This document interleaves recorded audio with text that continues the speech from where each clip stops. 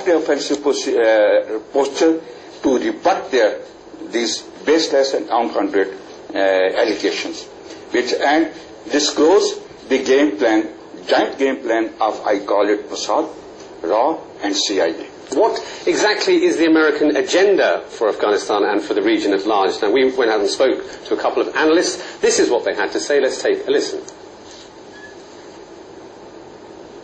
The main mission of Americans and its allies in Afghanistan was the elimination of Al-Qaeda, because Al-Qaeda carried out the attack against the American icons of supremacy, and that's why Americans invaded Afghanistan. It is also the question of the energy corridors as well as the natural resource management, which will become an effective area of concern for all future developmental wars.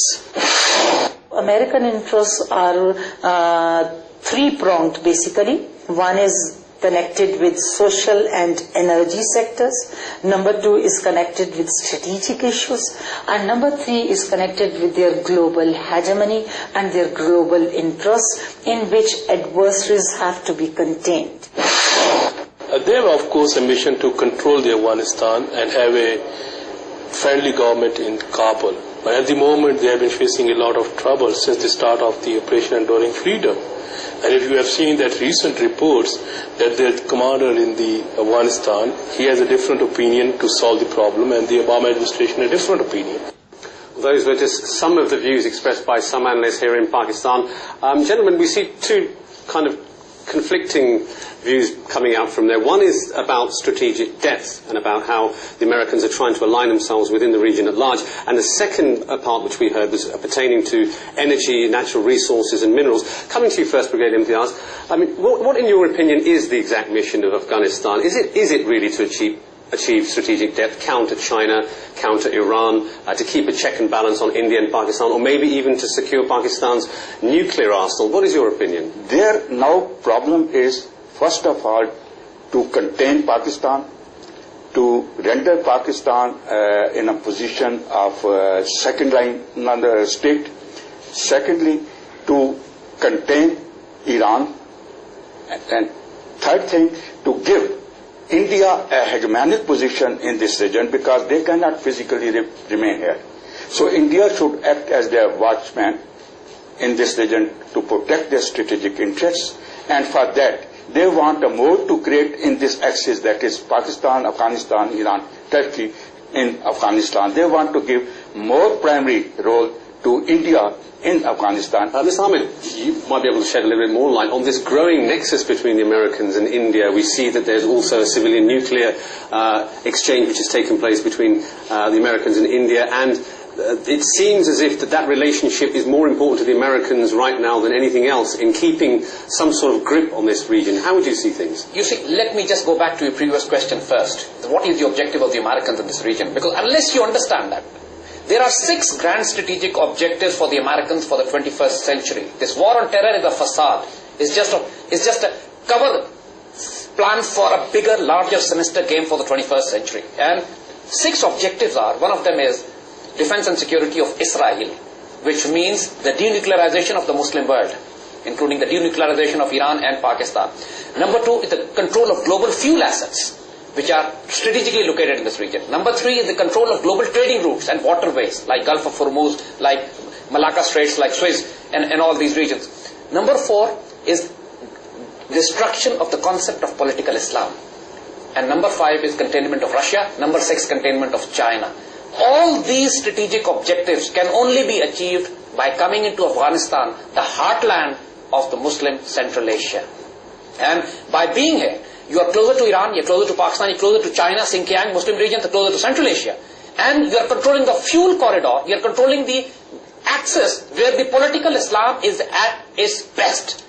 In the long term, Indians make a natural ally for the Americans for the simple reason that Indians also want to denuclearize the Muslim world. They don't want Pakistan to have a nuclear weapon. They don't want Iran to have a nuclear weapon. Indians want to control the fuel assets of this region as well. Indians want to act as a bulwark against China, because that's what they're selling it to the Americans. So all these assets, all these strategic objectives of the Americans for the 21st century very naturally fit in with the objectives of the hegemonic designs of the Indian state. And the very simple fact that this makes them natural allies. That's why you find Israel to be the closest defense cooperator with India. Let me just talk about the energy corridor that you talk about, the natural resources. According to a New York Times report that the US Geological Survey had carried out this massive project about the so-called mineral reserves, 980 billion, and it was being touted as the Saudi Arabia of lithium. Is this, in fact, do you think, Brigadier Zaid, do you think this is just a PR exercise in order to garner support for the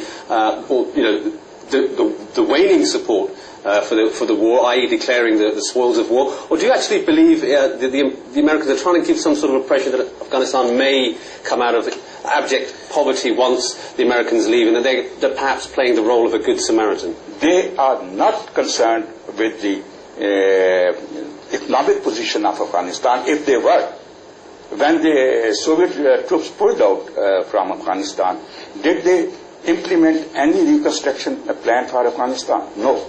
They did not give any economic aid to Afghanistan, viable and meaningful economic aid. They did not even give, they withdrew their own support from Pakistan as regards the rehabilitation of the Afghan refugees. 3 million Afghan refugees burden, historic, phenomenal issue which we faced all alone by ourselves. So I see that this is only one thing. They have given a threat perception to Afghanistan, people of Afghanistan, that you have this reserve available, and only it is the Americans who can make it available to the people of Afghanistan. Just very quickly, Mr. Hamid, how troublesome could this actually be? I mean, if we're talking about almost $1 trillion worth of mineral reserves, there's going to be a big scramble for who gets the contract. We've already heard that China has already initiated a $5 billion contract, and this has irked the Americans, and the Indians want a slice of the share. Will Pakistan allow this ever to happen?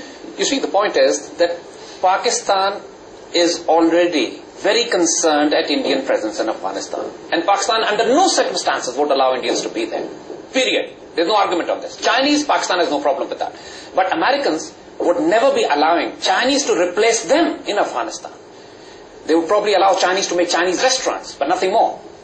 You see? And the point is that what the Americans are trying to do now is, Americans have not gone into Afghanistan for lithium.